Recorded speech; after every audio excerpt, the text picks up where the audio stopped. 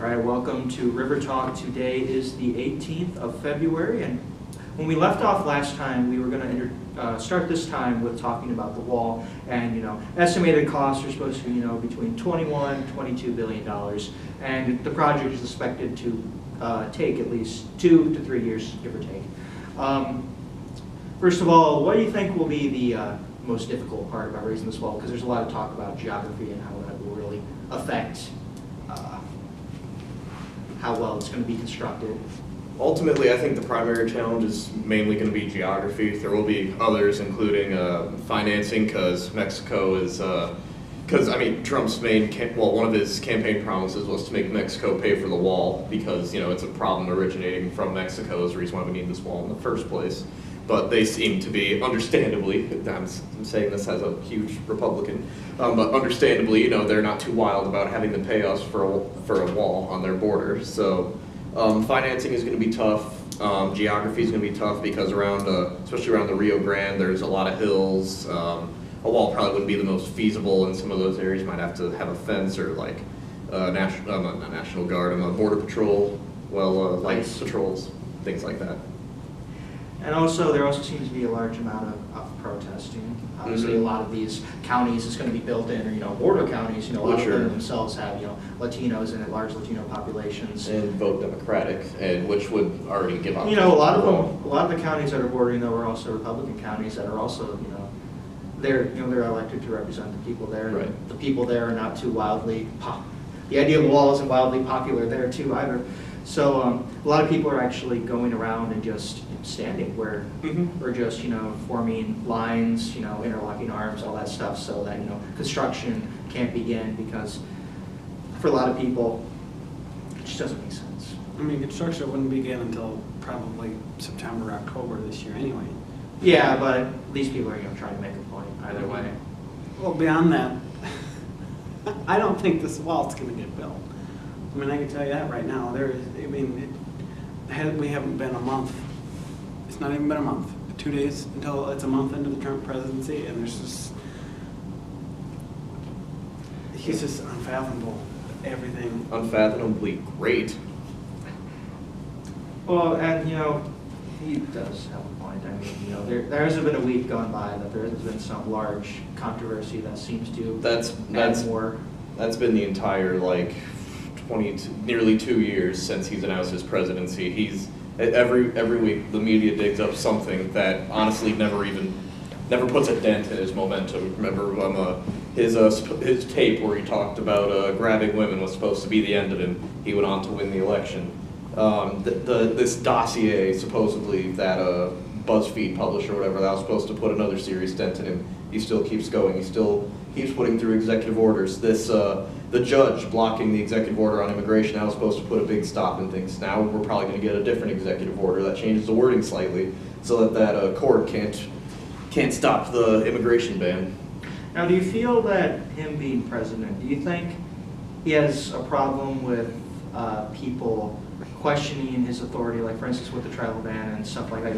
Absolutely. Because here's the problem: when you file an executive order, then the courts try to say it's unconstitutional. Then you have to go around saying that these so-called judges who obviously, and he's not saying they don't know what they're doing, but just naming them like that really makes him question that they have the right to challenge his authority.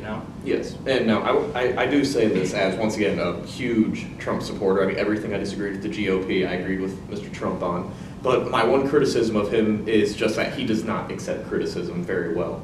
Anything that doesn't go his way, he goes to Twitter, he goes and just talks to the camera, and he just does not handle it very well. He he makes a pretty big commotion out of criticisms and slights to him. Whereas one thing I can give Obama, he did seem to handle criticism fairly well. Well, what about the lies? Mexico is not paying for the wall. It's a 20% tariff on everything that comes from Mexico. Who pays the tariff? The consumers that are buying the goods. It's coming from Mexico. Mexico's selling this to us for the same price as they always have, except we're paying more. That extra 20% we're paying more for guacamole at Chipotle is going to go to build that wall. So that's the biggest campaign lie you can think of. Side note: Chipotle is very underwhelming. I just want to say that. Yeah, I'm not a fan of Chipotle. We don't have one around here, so well, maybe the Quad I've been to Cities, a but couple. I'm not gonna drive No, nowhere. we're not just going, we won't debate this. But, and then, yeah, you know, like you mentioned, quad goes up by 20%, and you know, there's also, you know, there's more than one way to skin a cat is what I've heard before, and so there are multiple ways to bypass this wall, even if it does get constructed, like, you know, you can go underground, you know, you can, if you're lucky enough, you can get on a boat and maybe sail around, don't get caught. Well, There's so many- that's just the point that most people don't understand, that, oh, build the wall, build the wall, build the wall, the illegals, the illegals, the illegals. But, okay, get rid of all the illegals, but you have all of these jobs that need to be filled. Okay, but we have all these regulations. So you're taking people that are working for $2, $3, $4 an hour and replacing it with someone that's working for $10 an hour, which is fine because that puts more jobs into the country. But what happens to the price of everything? It goes right up, right in the same situation we were before. And besides, most of the people aren't coming over the border, aren't jumping the fence, aren't running through the desert. They're coming here with visas, they're coming here legally, and then overstaying their visas. Planes can fly over the walls. Cars can drive through the gates.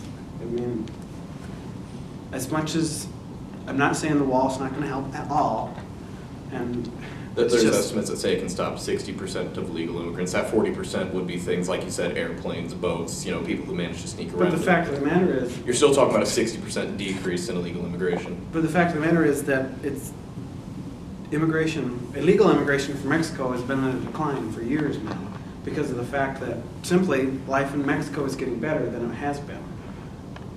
Good. So, I mean, We still have a it's serious problem. useless. We still have a serious problem with illegal immigration, and we have an even more serious problem with the drugs that the cartels transport over here, and they wreak havoc on border towns with the violence that they use in order to move their product. And I'm not saying that's not a problem, but that's a drug war, that's not a legal immigration war. It's related to legal immigration because these drug enforcers are coming from Mexico to do business here and kill our Well, people. Mexico's not the only country, not the only people selling drugs. They're crossing from Mexico. That's why we need the wall. We don't have a border with Guatemala. That's why we won't build a wall there. We have a border with Mexico, which they sneak by through Mexico, and then they cross over here into the United States. Oh, that's a valid point to make. And so, and like I was saying earlier, you know, every week of the Trump administration seems to bring in some more controversy. General Flynn, who I believe is National Security Advisor, just, was it 2 days ago? He resigned. Yesterday, I think. Yesterday? Okay. Yesterday he resigned. You know, he's a very respected general, as we all know. And he was it a recording or was it, I can't remember how they figured out he was talking with the Russian ambassador. The FBI has transcripts of like all calls with like foreign leaders or things like that, And so there's Yeah. two things that come out of this. One, they're trying to say that Trump's campaign, since I guess during the general election campaign, that they've been in contact with, you know, someone from the Russian government the entire time, as well as now Flynn talking to, before Trump was inaugurated, so he wasn't president yet, so he didn't have a position yet, that they're trying to argue that, you know, he also was talking to the Russian ambassador to the United States about Obama's sanctions on Russia and what they might do to, I'm not sure if this was said, but, you know, overturn those possibly to, you know, help the Russian economy. And so, Well, obviously that's a given the new Secretary of State. I mean, you can see that coming from 500 miles away. what are your, I guess, takes on it since? with Flynn. Yeah. Well, see, I mean, Flynn screwed up. He shouldn't have been talking about sanctions with the Russians, you know, before Trump was inaugurated anyway. That was a major goof, and I think getting rid of him is the right thing to do. I mean, I respect him for his military service, but he messed up, just like Petraeus did. Now, I mean, I don't think that it has any further implications besides, okay, let me rephrase that. Because, yes, there have been cases with the Trump campaign, like with Paul Manafort, who maybe had some pro-Russia ties, but they've all been, after that comes out, they are typically done away with, and the Trump team seems to handle it themselves. And I think I read somewhere today that there's no evidence of any like actual criminal wrongdoing done by any of the campaign staff. So that really, this problem seems to have solved itself. But I think the media is mainly blowing it out of proportion in order to get more ammunition to use in their seemingly endless war against the Trump administration. Well, It also,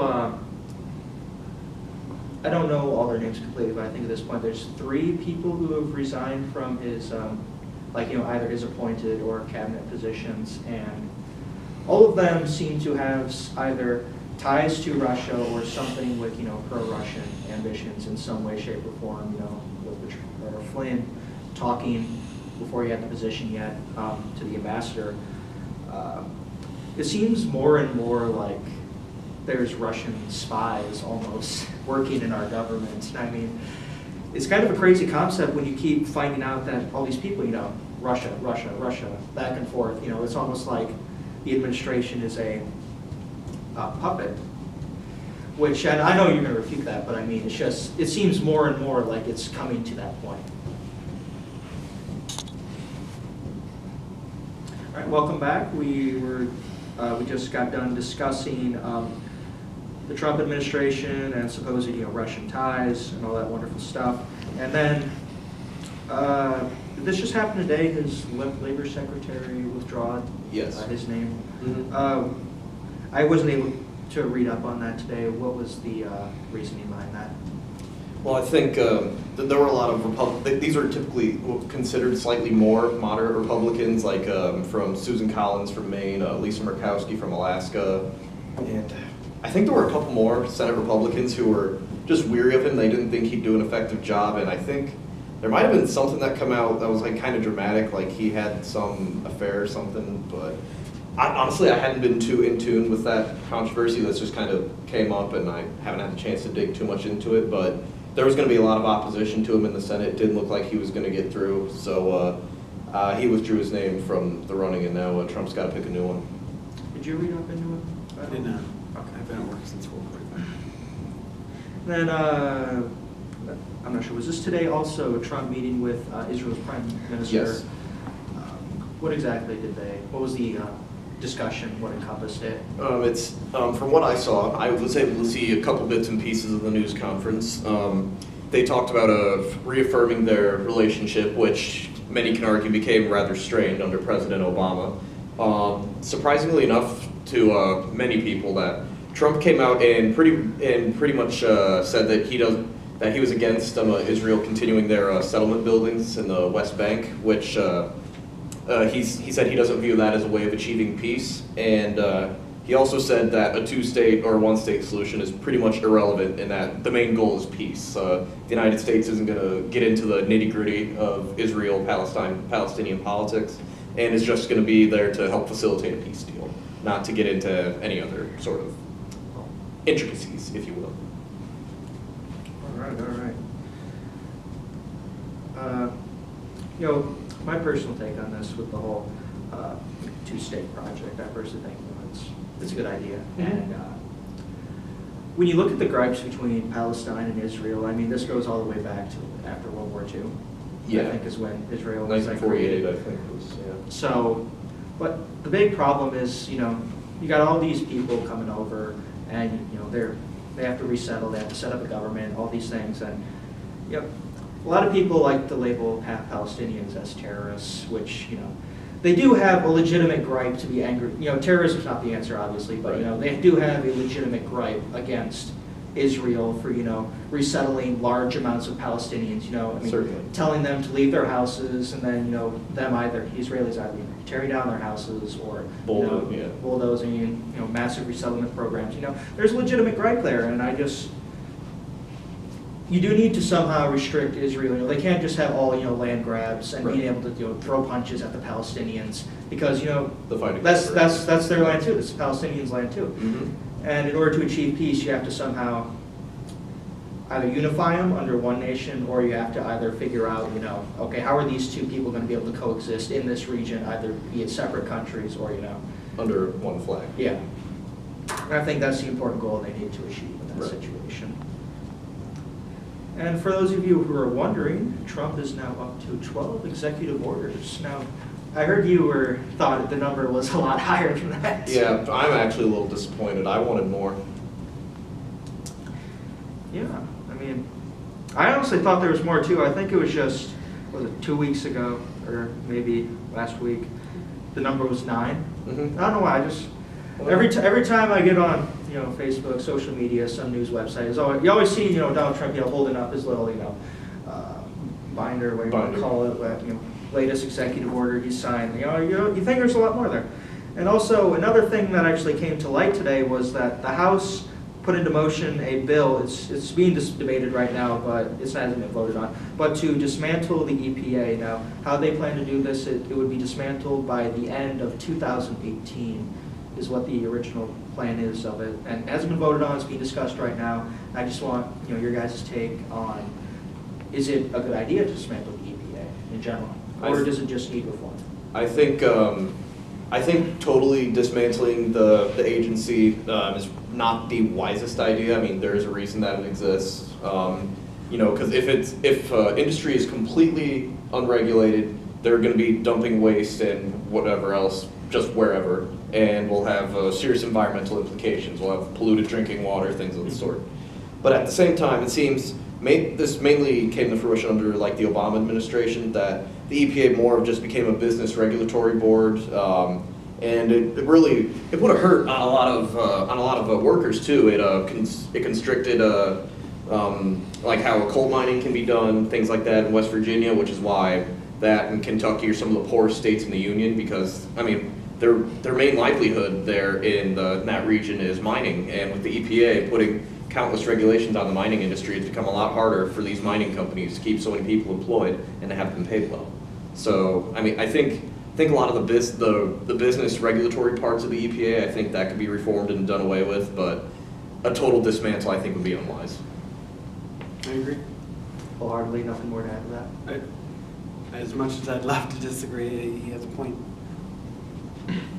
And, the whole point is to obviously protect the environment. And I just, it seems like we have an administration. I mean, the person who was appointed to the position of the EPA, he seems to not believe in climate change, and a lot of Republicans don't seem to agree with that as well. Well, he's in his mid to late 80s and can barely keep his eye open.